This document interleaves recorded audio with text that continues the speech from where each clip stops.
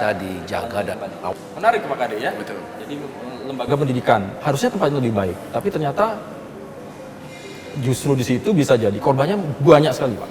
Itu yang pengalaman. Nah, gimana Pak? Bisa dilanjutkan? Yang jelas ini satu menjadi keprihatinan kita bersama.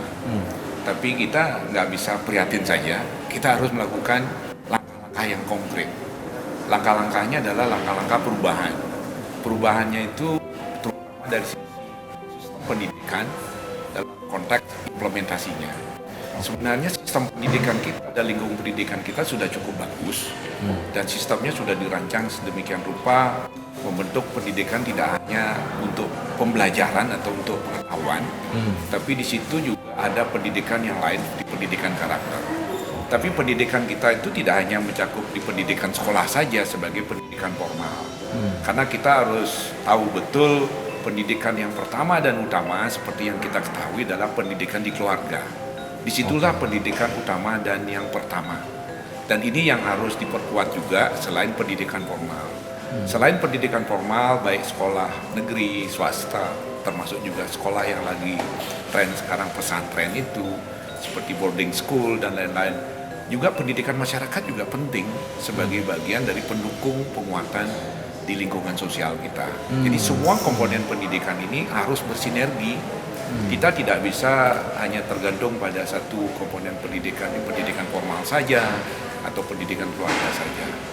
Jadi kejadian yang terjadi akhir-akhir ini itu karena jujur kita harus akui kurangnya faktor pengawasan. Faktor pengawasan. Pengawasan. Siapa Pengawasan yang mengawasi, itu Pak Kade? sudah pasti harus dilakukan oleh semua pihak. Dan salah satu selain pengawasan, memang anak ini yang harus diperkuat karakternya. Karakter yang diperkuat adalah karakter yang berani mengatakan tidak, itu juga penting. Dan berani melakukan sebuah tindakan melawan dengan didasari oleh kemampuan kecerdasan dan kemandirian. Dan itu dilalui dalam proses pendidikan keluarga yang utama dan pertama, kemudian pendidikan formal dan pendidikan lingkungan. Jadi ini harus saling mendukung. Sehingga kalau anak itu sudah memiliki bekal yang kuat dari sisi karakter, niscaya kejadian pelecehan atau kasus-kasus akhir ini yang mencuat di sebuah boarding school, kemudian di sebuah pesantren, kalau dia merasa mengalami sesuatu yang tidak sepantasnya terjadi, itu dia bisa menolak atau melakukan perlawanan sebelum terjadi lebih lanjut. Sehingga disinilah seperti tadi Ibu Ketua KPPAD juga sudah menyampaikan, ini kita perlu peningkatan pemahaman. Sehingga dari sejak dini harusnya sudah ada upaya menyelipkan di pendidikan formal kita maupun non formal, yaitu sejak usia dini, yaitu tentang pendidikan seks, kemudian pendidikan tentang kekerasan terhadap anak, dan pengetahuan bagi risiko atas terjadi kekerasan itu juga perlu diselipkan dengan cara-cara menyesuaikan dengan usia mereka. Pada saat usia dini, misalnya pendidikan anak usia dini PAUD, TK, dengan lewat bermain, kita selipkan pendidikan anti kekerasan, pendidikan bagaimana mencegah mengalami kekerasan, termasuk salah satunya pendidikan bagian yang mana yang boleh disentuh, bagian mana yang tidak boleh disentuh. Karena jujur seperti kasus terjadi kemarin, ada kasus pelecehan, seorang anak sudah mengalami pelecehan itu sejak usia SD, tapi ketahuannya waktu setelah SMP. Karena begitu mereka mendapatkan pemahaman bahwa ada bagian tubuh dari seorang anak tidak boleh disentuh oleh siapapun termasuk orang lain, bahkan orang tuanya juga, setelah mereka pada usia tertentu.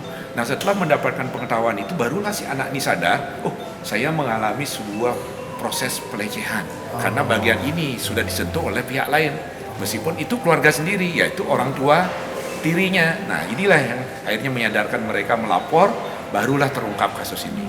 Nah, jadi sejak dinilah kita tanamkan pengetahuan, wawasan, pengalaman terkait dengan berbagai aspek hak, kemudian berbagai aspek terkait dengan kekerasan dan terkait dengan perlindungan anak. Oke, ini menarik. Teman, nanti sebelum saya ke Ibu Juni dulu ya, Bu. Kalau melihat dari hal-hal kayak gini, sebetulnya bagaimana peran dari KPID yang kan boleh dikatakan tadi ada lembaga pendidikan, ada lembaga non pendidikan, dalam hari ini adalah keluarga di rumah. Nah, kalau di rumah ini kan banyaknya sekarang ini kan nonton TV, nonton media sosial segala macam. Kalau fungsi dari KPID sendiri bagaimana melihat kayak gini? Bagaimana Bu ininya? Terima kasih Pak. Memang harus kita akui salah satu momok yang mungkin terselubung yang bisa mempengaruhi sebuah karakter seorang anak dan juga seringnya terjadi kasus-kasus kekerasan itu mungkin salah satunya dari media yang ditontonnya seperti itu. Nah, untuk peran KPI sendiri itu sudah sangat jelas. KPI itu salah satu wewenangnya ya adalah menyusun peraturan dan menetapkan peraturan terkait tayangan-tayangan yang disiarkan pada lembaga penyiaran TV dan radio. Oke. Seperti itu. Regulasinya sudah jelas Pak Bambang. Dan jadi dari regulasi penyiaran itu sendiri, KPI telah menetapkan secara garis besar ada 4 perlindungan anak yang terkait dengan perlindungan anak. Yang pertama mungkin penggolongan kelompok siaran. Jadi tergantung dari kelompok umurnya. Baik. Saat sekolah itu apa saja kriterianya yang boleh dan tidak boleh, terus jam berapa sebaiknya ditayangkan, kemudian untuk usia anak, usia remaja, dewasa, segala usia seperti itu sudah ada kelompok-kelompoknya tersendiri. Itu salah satu yang diatur. Kemudian yang kedua itu ada perlindungan anak dari kekerasan. Itu sudah ada pasal-pasalnya juga yang mengatur. Jadi misalnya adegan film, tayangan film atau mungkin sebuah infotainment yang pemberitaan yang mungkin ada unsur kekerasan. Itu sudah ada aturannya kapan, jam berapa boleh terjadi. Gitu. Kemudian yang ketiga, perlindungan dari pornografi atau seksualitas. Jadi bagaimana tayangan di televisi itu yang bagaimana kriteria yang boleh ditampilkan tentang seksualitas misalnya, seperti apa yang boleh, seperti apa yang tidak boleh. Itu sudah jelas diatur di regulasi penyiaran. Misalnya, jika ada adegan mungkin yang agak seksi begitu harus diblur, seperti itu contohnya. Kemudian ada bincang-bincang tentang seks selama itu masuk kategori untuk mengedukasi, itu boleh ditayangkan. Tentunya dengan menghadirkan pakar yang relevan dengan topik yang akan dibahas.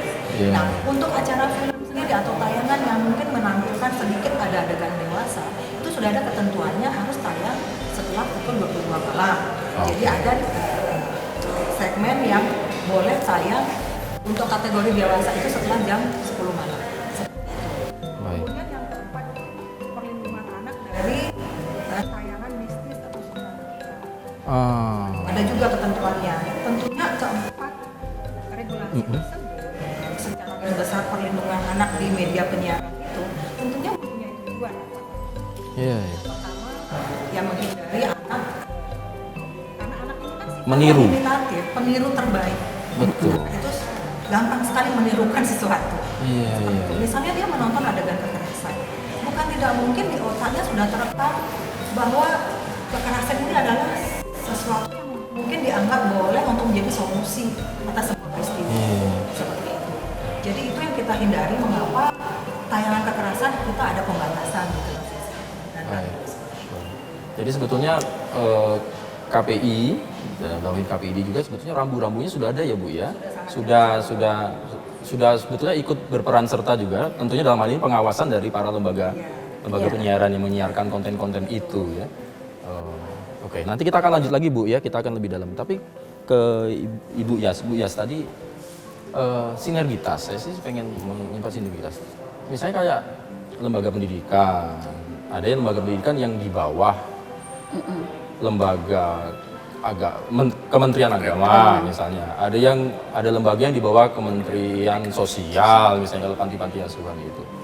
Nah sebetulnya bagaimana sinergisitas sekarang ini dari sudut pandang KPPAD melihat apakah ini juga perlu menjadi PR bersama, bahwa bisa jadi tadi kan pengawasan harus dilakukan oleh bersama, tapi siapa yang harus mengawasi seakan-akan lepas atau regulasi sendiri yang di dalam lembaga-lembaga itu sendiri yang harusnya berpayung kepada lembaga mana itu lemah atau seperti apa? Bagaimana pandangan Bu Yas? Ya memang kalau kita melihat yang ada saat ini ya, tadi Pak Kadek juga menyampaikan, memang kalau kita melihat banyak sekali sekarang kalau kayak yang sebelum-sebelumnya lembaga-lembaga pendidikan yang berbasis boarding school, pesantren dan lain yang melakukan ini. Kemudian juga di Bali juga ada beberapa panti yang melakukan sebelum-sebelumnya itu terjadi. Memang kita harus mengakui pengawasan kita masih lemah untuk itu. Misalnya ya, bahwa kalau di pesantren atau misalnya yang ada sekarang ini kan ke Kandul Agama, Kementerian Agama yang punya. Kementerian Agama ya. Nah, pengawasannya dia harus terus dilakukan, continuity gitu yang dilakukan. Tapi pengawasan nggak hanya sekedar menyetorkan dokumen, laporan, selesai, enggak, harus benar-benar dilihat bagaimana kondisi anaknya. Dan kemudian juga harus ada susunan pola mekanisme pengaduan. Kalau di pendidikan seperti sekolah-sekolah, Kementerian Pendidikan itu kan sudah punya mereka Permendikbud misalnya tahun 82 2015 bagaimana penanggulangan untuk tindak kekerasan di satuan pendidikan. Diharapkan semua sekolah itu membuat standar procedure untuk penanganan mulai dari pencegahan kemudian penanganan terhadap kekerasan yang mungkin terjadi di sekolah. Di tempat itu. Iya, mencegah dulu, kemudian bagaimana penanganan kalau itu terjadi di sekolah. Bagaimana pola mekanisme pelaporannya. Harusnya ini pun ada di tempat lain, termasuk di panti dan lain-lain. Tapi ini kan harus perlu pengawasan, karena sampai saat ini kita melihat belum semua melakukan itu. Pendidikan pun sekolah belum semua punya standar prosedur bagaimana untuk melakukan pencegahan dan penanganan ketika ada korban. Nah sehingga ketika ada korban bingung gitu, gimana caranya. Terus kemudian ketika ada anak menjadi pelaku tindak pidana pun bingung, akhirnya dikeluarkan anak itu. Nah ini yang memang harus dilakukan. Standar-standar prosedur ini harus dibuat sama sekolah untuk penanggulangan, pencegahan dan penanganan. Bagaimana anak-anak itu bisa berada di panti. Karena kalau kita melihat aturan yang ada di negara kita berkaitan dengan pengasuhan gitu ya, tidak serta-merta anak itu boleh ada di panti gitu. Kalau ibu bapaknya masih ada sehat walafiat, kenapa anak itu ada di panti? Itu yang kita temukan di beberapa tempat. Padahal orang tuanya masih ada. Seharusnya panti itu menjadi yang terakhir, LK1 terakhir. Orang tua, terlepas orang tuanya cerai atau apa, itu harus. Kemudian setelah itu kalau orang tua tidak mampu, keluarga besarnya, di Bali apalagi kan, harus punya tanggung jawab untuk itu, keluarga, masyarakat sekitar. Kalau itu nggak mampu, ada wali, masyarakat yang mampu bisa menjadi wali bagi anak-anak. Yang terakhir, kalau semua tidak mampu, baru kemudian di panti. Baru masuk ke panti. Nah, yang terjadi banyak di kita sekarang, banyak anak-anak dari luar Bali ada di panti yang ada di Bali. Tapi saya melihat nggak ada surat pengantar dari wilayah aslinya ya, misalnya dari daerah asalnya, sehingga mereka dibawa ke Bali. Nah ini juga menjadi masalah, mereka menjadi korban ketika mereka ada di Bali. Ini yang harus dilakukan, pengawasan yang kontinu, pengawasan yang benar-benar gitu ya, yang harus dilakukan. Nggak hanya sekedar menerima laporan, everything is okay, kemudian selesai. Nah itu yang menurut kami yang harus dilakukan. Menarik ini ya, semakin menarik. Tapi kita tahan dulu ya. Kita boleh minum, Ibu, Bapak.